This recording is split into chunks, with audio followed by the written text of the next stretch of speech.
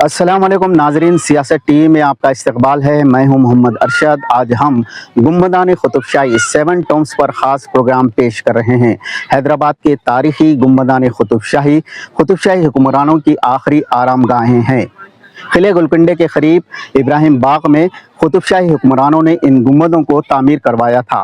یہ گنبدیں دراصل قطب شاہی بادشاہوں کے مقبرے ہیں۔ اپنے شاہکار فن تعمیر کی وجہ سے ان مقبروں کو یونیسکو نے عالمی ورثے کا درجہ دیا۔ آج ہم انہی گنبدوں کی تاریخ پر روشنی ڈالتے ہیں اور ناظرین آپ کو ان کی اہم تفصیلات بتاتے ہیں۔ قلعہ گولکنڈہ کے قریب اور ابراہیم باغ میں قطب شاہی سلطنت کے بادشاہوں کی آخری آرام گاہیں اپنی عظیم الشان تاریخ کو دہراتی نظر آتی ہے۔ قطب شاہی سلطنت میں 8 بادشاہ گزرے ہیں۔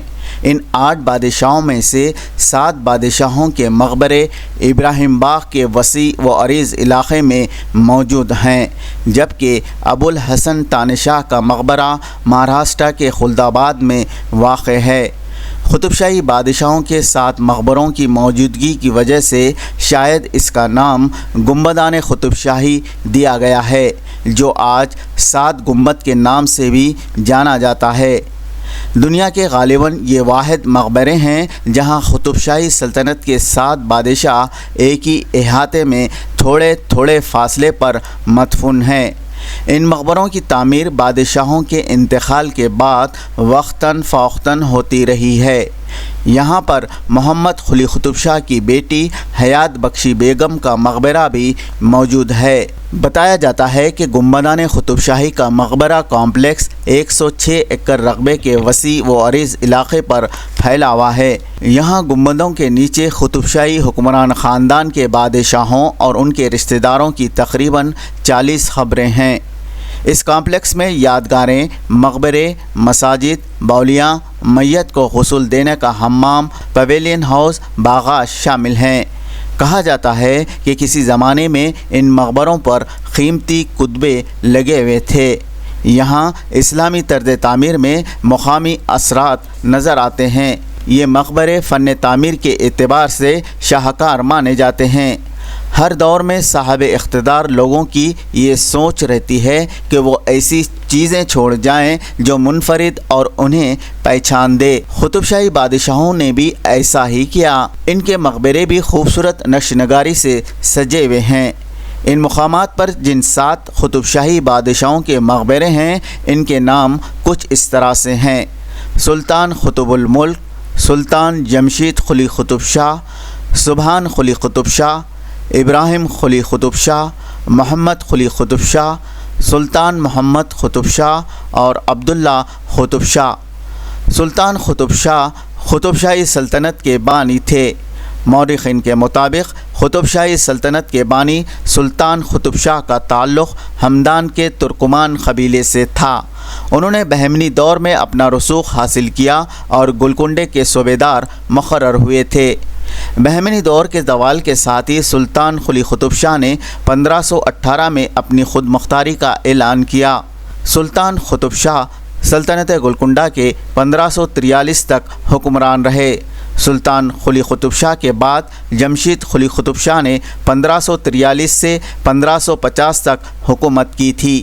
بتایا جاتا ہے کہ جمشید قلی کے انتقال کے بعد 1550 میں ان کے 7 سالہ بیٹے سبحان قطب شاہ کو بادشاہ بنایا گیا، لیکن چند مہینوں میں سلطان محمد قطب شاہ کے بیٹے ابراہیم قطب شاہ نے سلطنت کی باغ دوڑ سنبھال لی اور 1580 تک 30 سال حکومت کی، اور کہا جاتا ہے کہ ابراہیم قطب شاہ کا 30 سالہ دور حکومت گولکنڈہ کے عروج کا دور تھا۔ قطب شاہی بادشاہوں کی طرز حکمرانی اور ان کے کارناموں پر ڈاکٹر سید اسلام الدین مجاہد نے روشنی ڈالی ہے۔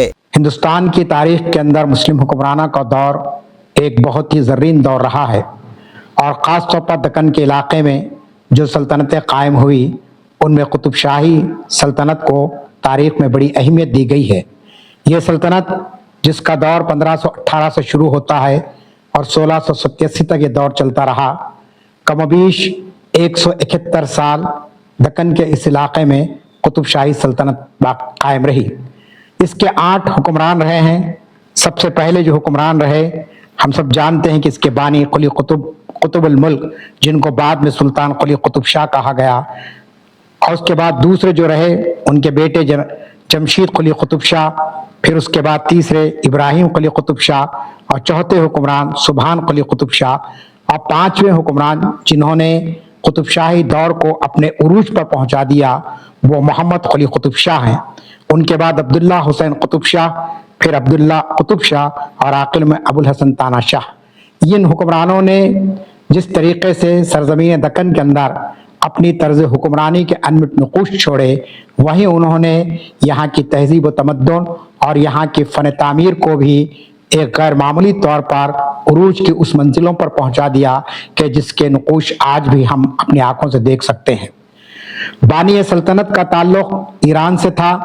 वो दिल्ली आए और दिल्ली के बाद वो बहमनी सल्तनत में एक जिम्मेदार रहे, और जब बहमनी सल्तनत में इंतशार पैदा हुआ तो उन्होंने गोलकुंडे में यहाँ पर अपनी सल्तनत का ऐलान किया, और इस तरीके से यहाँ कुतुब शाही दौर का आगाज होता है कि शहर के तारीख़ी विरसे के अंदर गुंबदान कुतुब शाही है, जहाँ पर कुतुब शाही हुक्मरानों के मकाबिर हैं, और हुक्मरानों के अलावा उनके कुछ खास मसाहिबीन को भी वहाँ पर उनकी तदफीन अमल में आई है, जिसका नाम गुंबदान शाही है, और आम तौर पर इसको हैदराबादी ज़बान में हम 7 गुंबद कहते हैं। 7 गुंबद इसीलिए कहे जाते हैं कि वहाँ पर इन 7 बादशाहों के मकाबिर हैं, और एक दौर के अंदर उसकी बड़ी शान और शौकत थी, और उसका जो है ना चूंकि बादशाहों के वो आखिरी आराम गाहें थी, और इस लिहाज से हुकूमत की ज़ेर सरपरस्ती में वहाँ पर जो है ना बहुत सारे काम किए गए, और फ़न तामीर का एक ऐसा नमूना था कि वहाँ ईरान से, अफगानिस्तान से और दीगर ममालिक के मौरक़ीन आते रहे और उस पर अपनी तारीख भी लिखते रहे। ये खुशाइन बात है कि अब फिर एक मरतबा गुंबदान कुतुब शाही की तजदीद नौ के लिए आगा खां फाउंडेशन ने अपने वहाँ पर काम का आगाज़ किया है और उसकी अजमत रफ्ता को बहाल करने की कोशिश की है।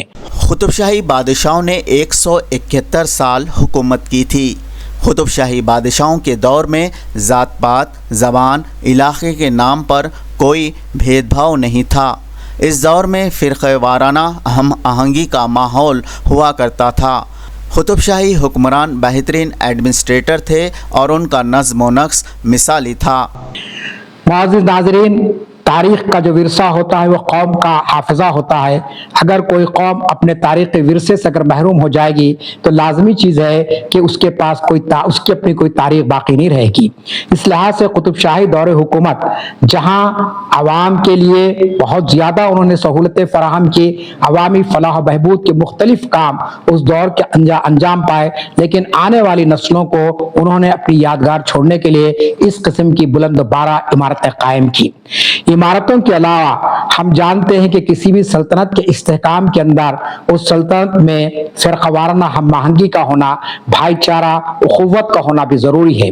महज संग व खिश्त की इमारतें तामीर कर लेने से कोई जो है ना कौम तरक्की नहीं कर सकती है, और ना तारीख़ ऐसे हुक्मरानों को याद रखती है जो सिर्फ इमारतें तामीर करके दुनिया से चले जाते हैं।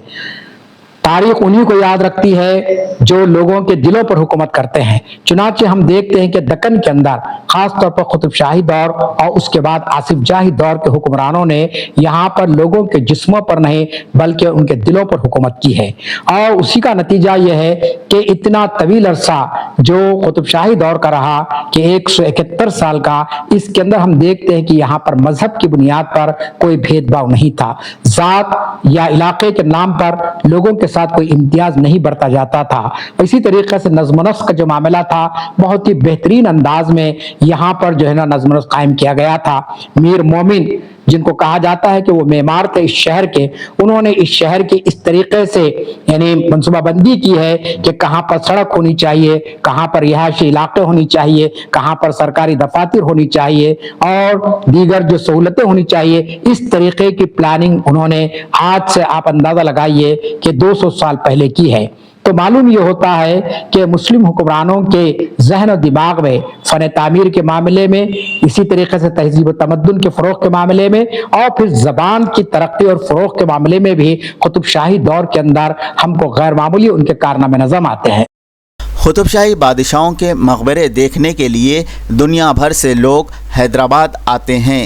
نہ صرف ہندوستان بلکہ یورپ اور امریکہ سمیت دنیا کے مختلف ملکوں کے سیاح جب کبھی حیدرآباد آتے ہیں تو گنبدان قطب شاہی کا ضرور مشاہدہ کرتے ہیں اور ان مقبروں کو دیکھنے کے بعد وہ دنگ رہ جاتے ہیں اور قطب شاہی بادشاہوں کی صلاحیتوں کو خراج عقیدت پیش کرتے ہیں۔ السلام علیکم ورحمۃ اللہ وبرکاتہ۔ میرا نام شگفتہ ہے اور میں آج یہاں پر 7 ٹومبس کے یہاں دیکھنے کے لیے آئی ہوں حیدرآباد میں۔ میں آج یہاں پر فرسٹ ٹائم آئی ہوں اور یہاں پر مجھے بہت اچھا لگ رہا ہے۔ یہاں کی نیچرل ریسورسز جو یہاں پر ہے حیدرآباد میں مجھے بہت اچھا لگا، اور میں لاسٹ میں یہ کہنا چاہتی ہوں کہ اسے ایسا ہی رکھیں کہ لوگ اسے یہ کیا وہ جو کلینینس مینٹین کرنا چاہیے اور اسے ڈرٹی نہیں کرنا چاہیے۔ ایسے ہی یہ ہمارا ایک ہسٹوریکل مونومنٹ ہے اور ہمیں اسے ایسا ہی سرکشت رکھنا چاہیے۔ Thank you. Oh, it's an amazing experience to be here, and the most interesting thing is I have been here now for the third time, so I'm coming here again and again. And the interesting thing is to see how much it has been changed and how much the experience from the first time, which was at the beginning of 2017, to now middle of 2024 has changed by the efforts of the Arahan Foundation. So it was already very, very interesting 7 years ago, but by the improvements, it has really become a very special experience. Yeah, my name is Ashwant. I'm visiting this place for the first time. It is a very great marvel in this Hyderabad. It is a gem of Hyderabad because these tombs are elevating the Indian and Parsis structural marvels. It's very great. It is in the heart of the city. It is very near to the Golconda Fort. It is describing the Hindu-Muslim culture also. It is showcasing these tombs. It is very grateful to visit this place. I wanted to visit once again. Thank you. It feels nice. I'm not. What do I say? How do I feel? It feels good. It's like nice open courtyard areas. The tombs, architecture of the tombs are nice. مورخین بتاتے ہیں کہ حیدرآباد کی موجودہ تہذیب اور ثقافت کا نقطۂ آغاز ابراہیم قطب شاہ کا دور ہے۔ مورخین کا ماننا ہے کہ ابراہیم قلی قطب شاہ کے دور میں ہندو مسلم اتحاد کو فروغ حاصل ہوا اور گولکنڈہ ترکستان اور عرب تاجرین کے لیے ایک بین الاقوامی منڈی کی حیثیت اختیار کر گیا۔ اگرچہ شہر حیدرآباد کی بنیاد قلی قطب شاہ نے رکھی، لیکن اس کا منصوبہ دراصل ابراہیم قطب شاہ کا ہے۔ چنانچہ حسین ساگر کی تعمیر اسی منصوبے کا ایک حصہ ہے۔ 1580 میں ابراہیم قطب شاہ کی موت کے بعد بانی شہر حیدرآباد محمد قلی قطب شاہ تخت نشین ہوئے۔ تخت نشینی کے وقت قلی قطب شاہ کی عمر 15 برس بتائی گئی۔ مورخین بتاتے ہیں کہ ابراہیم قطب شاہ کے دور میں شہر گولکنڈہ میں بلدی سہولتیں فراہم ہو چکی تھی۔ مدرسے، تالاب، باغات، کشادہ سڑکیں، دکانات، سب کچھ شہر گولکنڈہ میں تعمیر ہو چکے تھے، لیکن آبادی کی کثرت کی وجہ سے اور پھر تعاون کی وجہ سے ایک نئے شہر کا قیام ناگزیر ہو گیا تھا۔ وہ خواب جو ابراہیم قطب شاہ کی آنکھوں نے دیکھا، اسے تعبیر محمد قلی قطب شاہ کے ہاتھوں میسر آئی۔ چنانچہ موسیٰ ندی کے مشرق میں قطب شاہی سلطنت کے 5ویں حکمران سلطان محمد قلی قطب شاہ نے اپنے ہاتھوں سے شہر کا سنگ بنیاد رکھا۔ حیدرآباد شہر کی بنیاد رکھنے کے بعد قلی قطب شاہ نے دعا مانگی تھی۔ قلی قطب شاہ نے اللہ تعالیٰ سے دعا مانگی تھی، میرا شہر لوگاں سے معمور کر، یعنی کہ سمندر میں جس طرح مچھلیاں ہوتی ہیں ویسا ہی حیدرآباد گنجان طور پر آباد ہو جائے، اور اللہ تعالیٰ نے قلی قطب شاہ کی دعا قبول فرمائی اور آج حیدرآباد گنجان شہر میں تبدیل ہو گیا۔ چار مینار کی تعمیر 1592 میں ہوئی۔ چار مینار کی بلندی تقریباً 160 فٹ ہے اور اس کی 146 سیڑھیاں ہیں۔ چار مینار کیوں تعمیر کیا گیا، اس بارے میں کہا جاتا ہے کہ 1590 میں شہر طاعون کی لپیٹ میں تھا اور بادشاہ نے اللہ تعالیٰ سے اس مقام پر دعا مانگی تھی، شہر کی عوام کو طاعون سے نجات حاصل ہوتی ہے تو وہ ایک عظیم الشان مسجد تعمیر کریں گے۔ مرض دفع ہو گیا اور قلی قطب شاہ نے 1592 میں اسی مقام پر چار مینار تعمیر کیا۔ چار مینار دراصل ایک مسجد ہے۔ چار مینار کے بالائی حصے پر مسجد اور مدرسہ ہے جسے اب بند رکھا گیا اور سیاحوں کو وہاں جانے کی اجازت نہیں۔ حیدرآباد بسایا گیا تو جیسا کہ میں نے کہا کہ 5ویں سلطان قلی قطب شاہ نے چار مینار کی تعمیر کی، اور یہ جو چار مینار ہے ہم جانتے ہیں کہ اس کے ذریعے سے ہندوستان ہی نہیں بلکہ پوری دنیا کے اندر حیدرآباد کا نام روشن ہوا۔ آج 450 سال سے زیادہ کا عرصہ گزر چکا ہے اور چار مینار اپنی جگہ پر کھڑا ہوا ہے، اور دنیا بھر کے سیاح یہاں پر آتے ہیں اور چار مینار کی بلندی کو اور اس کی مضبوطی کو دیکھ کر حیران اور شزدر ہو جاتے ہیں۔ سرکاری طور پر تو فارسی سرکاری زبان تھی یہاں پر، لیکن اردو کے فروغ کے لیے بھی یہاں پر بہت سارے کام ہوئے، اور خاص طور پر ہم جانتے ہیں کہ قطب شاہی دور کے 5ویں حکمران جن کو اصل بانی کہا جاتا ہے وہ ہے یعنی آپ کے قلی قطب شاہ، ان کا خود ایک دیوان موجود ہے، وہ خود ایک شاعری کرتے تھے، اور یہ کہا گیا مورخین کی جانب سے کہ یہ پہلے اردو کے صاحب دیوان شاعر تھے۔ ان کا دیوان آج بھی موجود ہے جس کے اندر انہوں نے ان کے جیسے کلام کی ہم کو اندازہ ہوتا ہے کہ کس قسم کا اعلیٰ کلام اور کس قسم کے عمدہ خیالات وہ اپنی شاعری کے ذریعے پیش کرتے رہے۔ اسی میں وہ مشہور ان کا وہ شعر ہے جس میں انہوں نے دعا کی تھی کہ اس شہر کو ایسے آباد کر کے دنیا بھر کے لوگ آ کر یہاں پر آباد ہو جائے۔ چنانچہ آپ دیکھتے ہیں کہ آج حیدرآباد کا معاملہ یہ ہوا کہ حیدرآباد میں صرف پڑوسی ریاستوں کے لوگ آباد نہیں ہیں، حیدرآباد کے اندر ہندوستان کی مختلف ریاستوں کے لوگ آباد نہیں ہیں، بلکہ آج حیدرآباد ایک ایسا مرکز بن گیا کہ جہاں پر دنیا بھر کے لوگ آ کر یہاں پر آباد ہیں۔ یہاں پر ایران کے لوگ آپ کو ملیں گے، یہاں پر آپ کو یورپ کے ممالک سے تعلق رکھنے والے بہت سے افراد یہاں پر ملیں گے، اور پھر ہندوستان کے تو بے شمار علاقوں سے یہاں پر لوگ آتے ہیں۔ تو ہم سمجھتے ہیں کہ یہ قطب شاہی حکمرانوں کی عوام سے محبت کا نتیجہ تھا کہ یہ شہر 450 سال گزر جانے کے باوجود آج بھی جو ہے نا امن کا گہوارہ ہے اور پوری طریقے سے آباد اور شاد ہے۔ جب قطب شاہی بادشاہوں کا ذکر ہوتا ہے تو چار مینار اور مکہ مسجد کا بھی ذکر لازمی ہو جاتا ہے۔ چار مینار کو محمد قلی قطب شاہ نے تعمیر کروایا، جبکہ مکہ مسجد کا سنگ بنیاد محمد قطب شاہ نے رکھا۔ یہ دونوں تاریخی عمارتیں حیدرآباد کی پہچان ہے۔ چار مینار کی تعمیر کے بعد اس شہر کو عظیم الشان بنانے کے مقصد سے ایک عالیشان مسجد کی تعمیر کا فیصلہ کیا گیا۔ اس فیصلے کو عملی جامہ پہناتے ہوئے چار مینار کے دامن میں مکہ مسجد کی تعمیر کی گئی۔ مکہ مسجد کی تعمیر کا آغاز محمد قطب شاہ کے دور میں ہوا۔ محمد قطب شاہ جو قلی قطب شاہ کے بعد 11 جنوری 1612 کو تخت نشین ہوئے، اور ان کے دور میں یعنی محمد قطب شاہ کے دور میں اس عظیم الشان مکہ مسجد کا سنگ بنیاد رکھا گیا۔ مورخین کے مطابق محمد قطب شاہ نے مکہ مسجد کا سنگ بنیاد رکھنے سے پہلے شہر میں منادی کروا دی تھی کہ سن بلوغ سے جس کی بھی نماز تہجد نہ چھٹی ہو اور جس کی کوئی فرض نماز قضا نہ ہوئی ہو وہ آگے آئیں اور اس مسجد کا سنگ بنیاد رکھے۔ لوگ جمع ہوئے، کوئی آگے نہ بڑھا تو بادشاہ محمد قطب نے حلف شرعی لے کر کہا کہ 12 سال کی عمر سے آج تک ان کی تہجد کی نماز چھوٹی ہے اور نہ کوئی فرض نماز قضا ہوئی، اور محمد قطب شاہ نے مکہ مسجد کا اس طرح سے سنگ بنیاد رکھ دیا۔ مکہ مسجد کا ایک نام بیت العتیق بھی رہا ہے۔ بتایا جاتا ہے کہ مکہ مسجد کی تعمیر میں مکہ مکرمہ سے ریت منگوا کر اس کی اینٹیں تیار کر کے اس کے بالائی حصے میں پیوست کی گئیں، یہی وجہ تسمیہ بنی اور یہ مکہ مسجد سے مشہور ہو گئی۔ مکہ مسجد 200 فٹ طول اور 180 فٹ عرض پر مشتمل ہے۔ 75 فٹ بلند اس کی چھت جن ستونوں پر قائم ہے وہ ایک ہی پتھر میں تراشیدہ ہیں۔ مکہ مسجد ہندوستان کی دوسری بڑی مسجد اور دنیا کی 7ویں بڑی مسجد کہلاتی ہے۔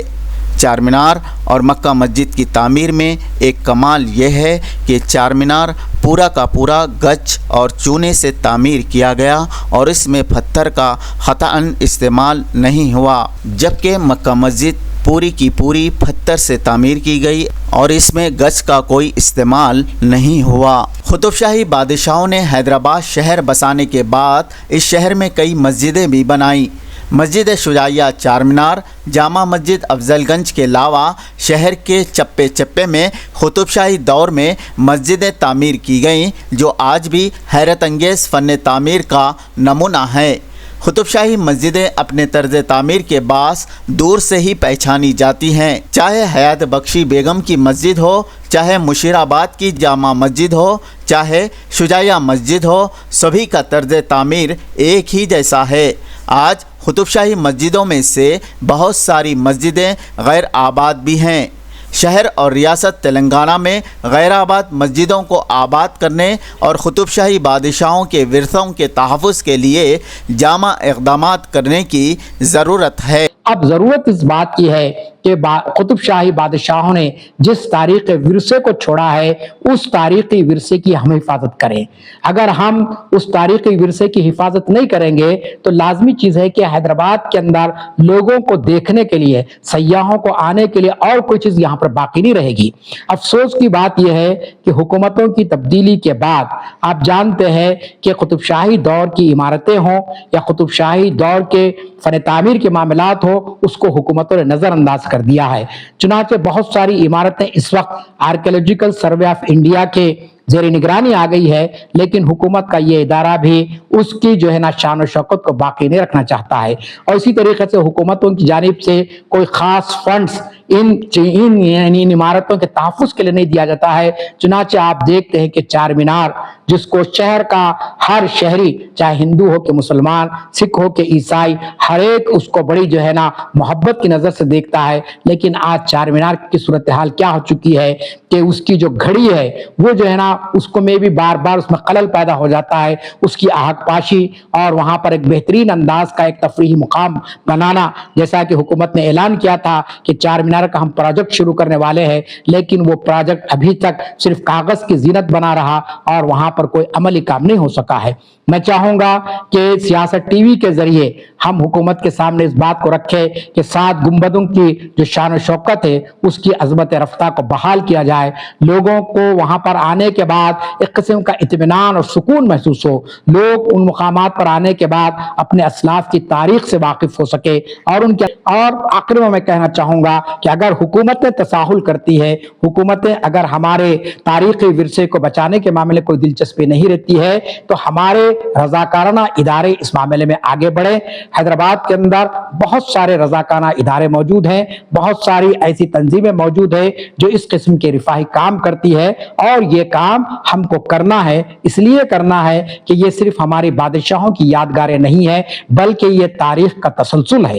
اگر یہ تاریخ کا تسلسل وہاں پر رک جائے گا، ختم ہو جائے گا، تو پھر ہمارا حال اور ہمارا مستقبل کوئی زیادہ شاندار نہیں ہو سکتا ہے۔ لہٰذا ماضی کے ورثے کو باقی رکھنا اس لیے بھی ضروری ہے کہ آنے والی نسلوں کو یہ معلوم ہو سکے کہ ہماری تاریخ کیا رہی ہے، ہمارے اسلاف کے کارنامے کیا رہے، انہوں نے کس طریقے کی طرز حکومت کو قائم کیا ہے۔ تو آج یہ وقت کی ایک اہم ترین ضرورت ہے، اور اس معاملے میں یقیناً روزنامہ سیاست اور سیاست ٹی وی قابل مبارکباد ہے کہ انہوں نے اس سرزمین دکن کے ان حکمرانوں کی تاریخ کو پھر سے دنیا کے سامنے لانے کا ایک بیڑا اٹھایا ہے، ورنہ شاعر نے یہ کہا تھا کہ زمانہ بڑے شوق سے سن رہا تھا، ہم ہی سو گئے داستاں کہتے کہتے۔